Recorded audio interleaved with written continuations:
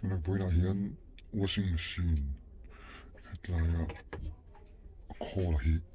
Can tihfai do no. A tihfai nan here. It's like he can hold on line. Like more.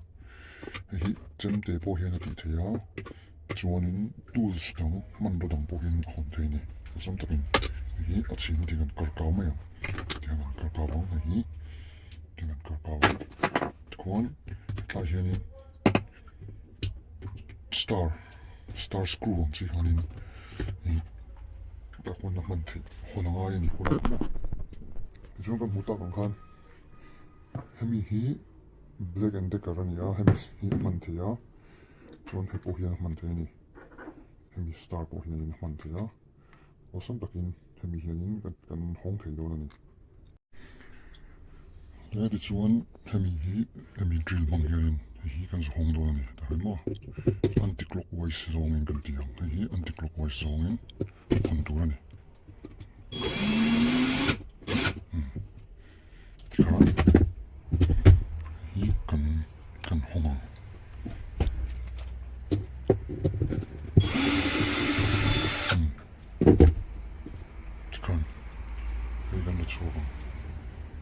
Bui một everyone in here. Anh chào về chuyện nào không? Vài con mà. Thì chuan screw hay mi dùng nó cần lát chỗ to nó khan. Hết là hiện nên mi tiếng hiện nó. Qua hiện cần hốt dễ vào trên. Chuan hi cần trôi chỗ.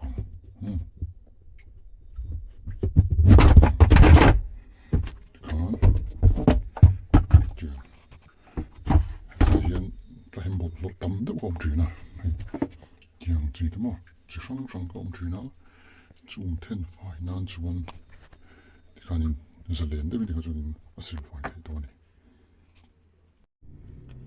Cái thì hiện washing machine chơi lại, một thế mà ô, bal lại mà, lại bal đấy, còn lại bal đấy, đấy mình phải đấy thì cái chuyện siêu thế đó này. Kêu sao? Chuan machine chu kan lo tihfai zo ta a china kan ti ha kan install thale china kan lo so lai miang ka mo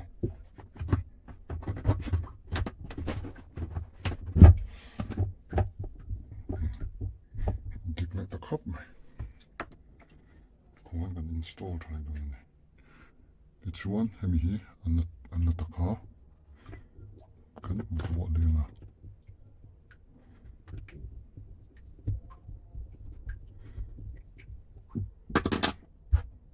chuan hemi khaw tho kan ti le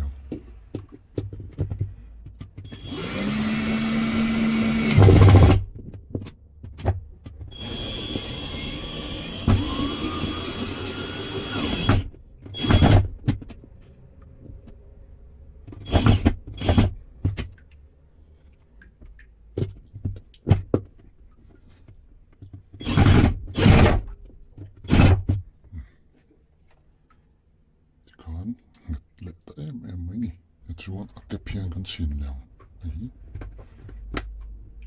kan ta ni kan on chin ma